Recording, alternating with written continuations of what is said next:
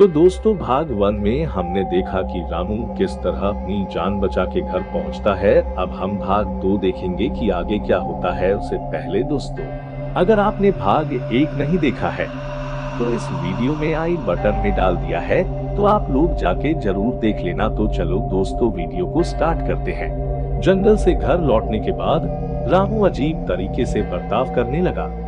पहले की तरह शांत और सरल स्वभाव का वह नहीं रहा। वह हर किसी से बुरी तरह बात करता और हर छोटी छोटी बातों के लिए गुस्सा करता। उसका स्वभाव पहले से पूरी तरह से बदल गया। एक बार रामू और उनका परिवार रात को नंदिनी के चाचा चाची के घर गए। वहां पर नंदिनी भी थी। नंदिनी अब पहले से काफी टूट चुकी थी। अपने परिवार की हत्या अपनी आंखों से देखने का दृश्य उसके दिमाग से जा ही नहीं रहा था। रामू के माँ और पिताजी ने रामू और नंदिनी को बाहर भेजा कुछ देर के लिए, और फिर वो राम के बारे में सारी बातें बताने लगे। उनकी बातें सुनकर नंदिनी की चाची ने कहा, हाँ, बात तो सही है आपकी। रामू का बर्ताव पहले से बहुत अजीब लग रहा है। कहीं किसी चुड़ैल का साया तो नहीं पड़ गया। लेकिन रामू के पिताजी को इन सब चीजों में विश्वास नहीं था। इसके लिए उन्होंने कहा, ये सब भूत प्रेत चुड़ैल आत्मा जैसा कुछ नहीं होता है, सब एक भ्रम है। ऐसा कहकर फिर दोनों अपने घर चले आए। कुछ दिनों के बाद रामू पहले की तरह शांत हो गया और पहले की तरह सरल और सामान्य स्वभाव का हो गया। लेकिन गांव का माहौल पूरी तरह से बदल चुका था। रोज गांव में रात को 1 से 4 बजे के दौरान बहुत डरावनी आवाज आती और बच्चे, बूढ़े, नवयुवान सब डर के मारे बहुत घबराते। गांव में हर किसी को डर लगता था, लेकिन नंदिनी को जरा सा भी डर नहीं था। एक बार रात को 3 बजे के करीब गांव का एक बच्चा रो रहा था। उसकी माँ ने बहुत प्रयास किया, उसके साथ खेलने लगी और तरह तरह का तरीका अपनाया, लेकिन बच्चा शांत होने का नाम ही नहीं ले रहा था। अंत में उसने सोचा, चलो घर के बाहर जाके आए और आकाश के तारे और चांद दिखाऊं, तो शायद ऐसा करने से वह शांत हो जाए। यह सोचकर वह घर से बाहर निकली। अचानक उसने हल्की सी धीमी आवाज सुनी। वह आवाज बहुत भयानक थी। ऐसा लगता था कि मानो कोई व्यक्ति उसके बच्चे को चुरा ले जाएगा। वह बहुत डर गई थी।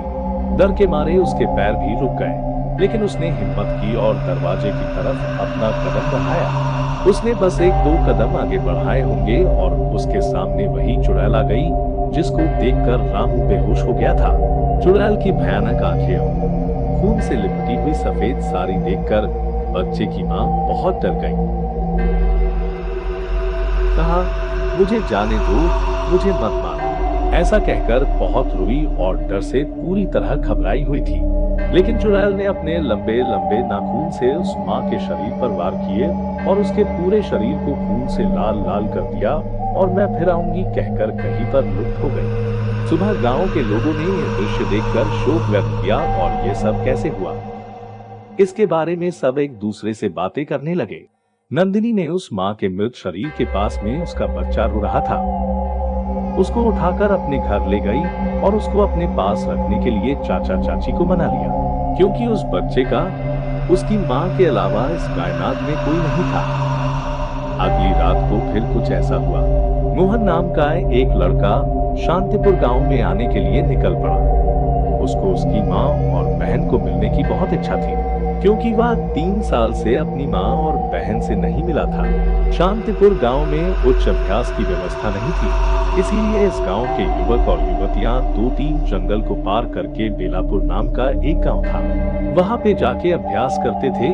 काफी समय से मोहन अपने परिवार से मिला नहीं था, इसके लिए वह मिलने के लिए बहुत उत्सुक था। उसको उस चुड़ैल के बारे में नहीं पता था।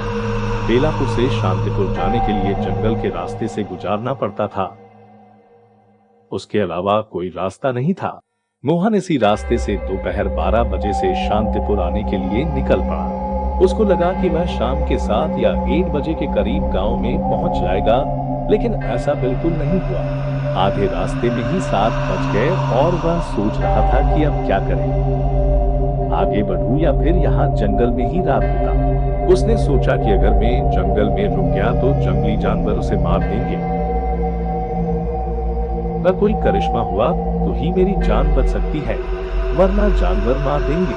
यह सोचकर वह आगे बढ़ा। प्रकाश के लिए उसने एक लकड़ी पर एक कपड़ा लपेट दिया और 2 पत्थर की मदद से अग्नि प्रज्वलित की, ताकि आगे बढ़ा जा सके एवं जंगली जानवरों का खतरा भी न रहे। उसके पास एक तलवार भी थी। उसकी रक्षा के लिए थोड़ी देर चलने के बाद वह रुक गया, क्योंकि उसे बहुत भूख लगी थी और उससे चला नहीं जा रहा था। उसने अपनी घड़ी में देखा तो रात के 1 बजे थे।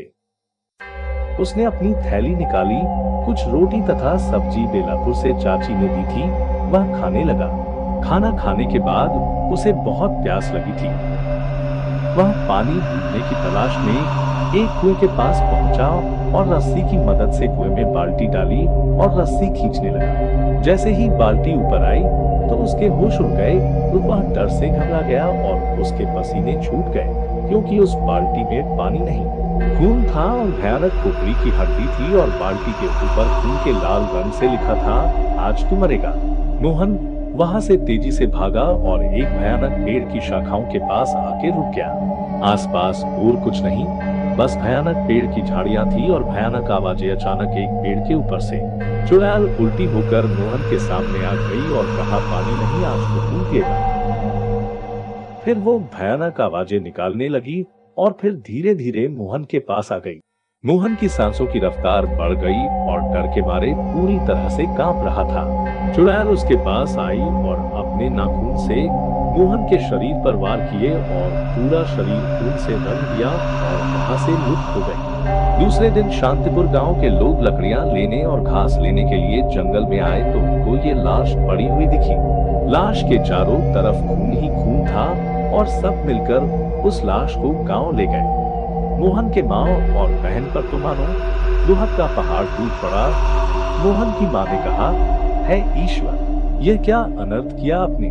क्या बिगाड़ा था आपका मेरे बच्चे ने? गांव के लोगों ने उनको शांत किया और फिर अंतिम संस्कार करने ले गए। गांव में हाहाकार मच गया। यह हत्या की बात सुनकर अब तो डाकू भी गांव में आने से डरने लगे और उन्होंने भी गांव में आना बंद कर दिया और किसी और जगह पे जाके लोगों को लूटते थे। वह डाकू का नाम दुर्जन सिंह था। चुड़ैल के डर से भयभीत होकर उसने फिर शांतिपुर गांव में आने की हिम्मत नहीं की, लेकिन अभी भी वह उतना ही क्रूर और दयाहीन था। वह दूसरे गांव में जाकर लोगों पर खूब अत्याचार करता था। यहाँ शांतिपुर गांव के लोगों को डाकू से तो मुक्ति मिल गई, लेकिन चुड़ैल से नहीं, क्योंकि चुड़ैल रोज किसी ना किसी को अपना शिकार बनाती और अपने हाथ खून से लाल करती। सबको चिंता थी कि अब शांतिपुर को चुड़ैल के खतरे से कौन बचाएगा। कुछ दिनों बाद उस गांव में एक सज्जन युवक आया जिसका नाम था जयवीर। जयवीर बहुत ही नेक और दिलेर पुरुष था। स्वभाव से बहुत सरल और संस्कारी था। साहस और हिम्मत की भी उसके अंदर कमी नहीं थी। वह इतना स्नेह से भरा हुआ था कि उसने गांव में आके ही सबका दिल जीत लिया। नंदिनी इस युवक से काफी प्रभावित थी। वह उसके प्यार में मनमोहित हो गई और जयवीर भी नंदिनी को मन ही मन चाहने लगा। दोनों ही एक दूसरे के प्यार में इतने डूब गए कि पता ही नहीं चला। दोनों ने अपने अपने प्यार का इजहार किया और दोनों ने विवाह करने का निश्चय किया। तो दोस्तों, कैसा लगा आपको भाग 2? सोचिए अब आगे क्या होगा। इस गांव को चुड़ैल के खौफ से कौन बचाएगा? चुड़ैल कौन थी? उसने इतनी सारी हत्या क्यों की और किसकी मदद से की? यह जानिए भाग 3 में। और वीडियो कैसी लगी कमेंट करके जरूर बताएं और ऐसी ही वीडियो देखने के लिए हमारे चैनल को सब्सक्राइब जरूर कीजिए। तो चलो दोस्तों, मिलते हैं अपने अगले वीडियो में।